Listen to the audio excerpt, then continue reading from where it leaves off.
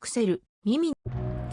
Yo, it's Pixel Mimi again, uploading another late challenge. This time it's the Scarytale Romance Challenge. Also, me not knowing the capital of Colorado, me wanting to make sure the capital is correct. Perfectionism really gets to me. So yeah, have to Google what the capital of Colorado is because I don't want to get it wrong. But since the challenge name is Scarytale Romance, I decided that I would like to be on theme and share a story about my past romantic endeavors. Let's start with the latest, which takes place a few years ago. I have been single since this endeavor. A few years ago, I became homeless. I will go into that in another video, but just know that in this particular story time, I'm homeless. So I became homeless. I wound up having to go to Skid Row. That's in Los Angeles. If you are not familiar with Skid Row, it's a really, really bad area of Los Angeles. Really bad. Like, so bad, I witnessed someone getting robbed with a metal pipe outside over a children's backpack. I don't know what was in the backpack. I heard someone confront someone else outside of their tent over this backpack. And the next thing I know, I'm seeing a man whip out a metal pipe and lunge towards the other male outside of his tent. The police were called. I didn't call them, somebody else did. But that's just an example of how terrible that area is. So, anyways, I'm living in Skid Row. And I'm in a shelter, the only shelter I could find that had space available. I won't go into detail about the shelter for privacy reasons, but it was a shelter, and one of the individuals I met in the shelter was going on a snack run. I wanted to go with that person because I wanted snacks, plus I had nothing better to do. I was still waiting on prospective employers to call me back regarding my application. So I was anxious and bored, and I wanted to take my mind off of waiting for an interview. So I went with this person. We went to the convenience store, literally at the end of that block. And I don't remember what I bought. I don't remember what she bought. but I do remember that when we were walking back, we stood outside of the shelter just chit-chatting, and I saw a person. I looked over, I look around my surroundings, because why would I not? I'm on a really, really bad crime-ridden street. I look all around and I see this male that I don't think I've ever seen before. Or maybe I've seen him one time. I don't remember. His face looks familiar. I don't remember him. But I see him. And he kind of looks over at me. I'm feeling very insecure because I'm wearing scrubs that the homeless shelter gave me, because I didn't take a lot of my clothes. I put them all in a storage space. So I had scrubs on, and I felt like I was, which was homeless. I felt homeless, and I didn't feel attractive. I was wearing knockoff Crocs that I found at the 99-cent store, and some camisole shirt. So I wasn't really feeling the best or the most attractive. And this person eventually comes over to me.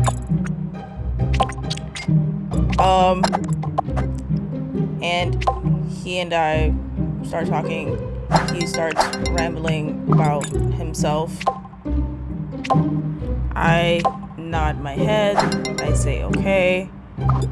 He seems like another one of those atypical people who have a particular set of issues there in that area because of how he's rambling on. So I just nod really politely. Okay. Oh, that's great. Wow, wonderful, awesome. Showing me pictures on his phone. And then I kind of just keep saying okay until he goes away. I bump into him again weeks later on the subway. So near Skid Row, there's a few subway stations. I bump into him in one of those stations.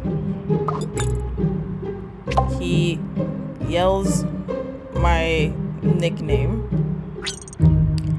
and we start having a conversation. He seems way more calm now. I, at this point in my life, feel very helpless, very down. So I'm way more open to communicating with people than I normally am. He starts talking to me, and I assume our prior engagement was him perhaps being excited. At this point in time in my life, I hadn't had a whole lot of experience with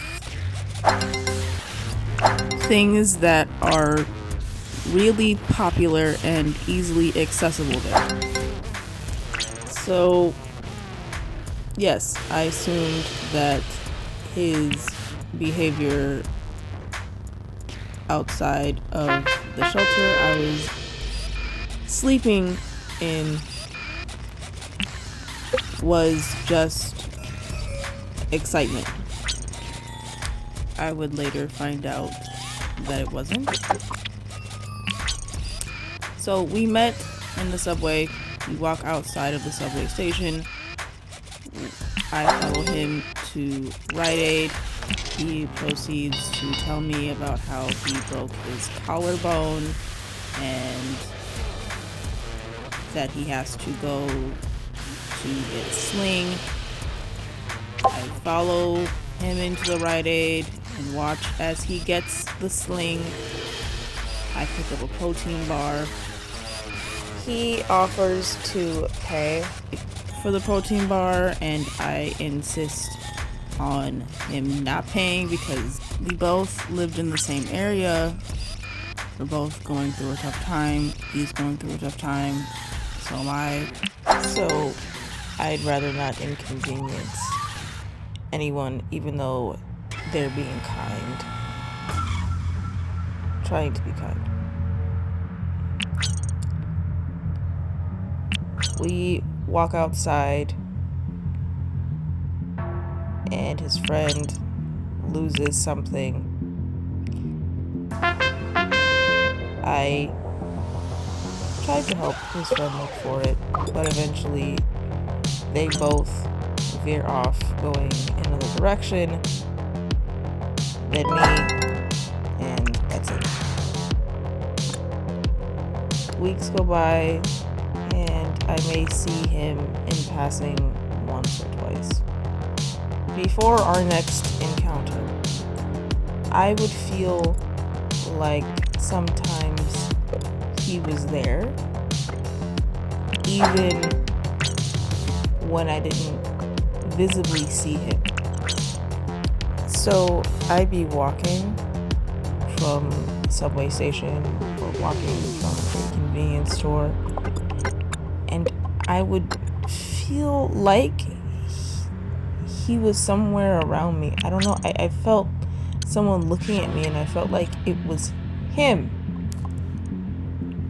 Later on, during the course of our actual relationship, he would tell me that he used to spy on me, meaning that he would like hide behind bushes or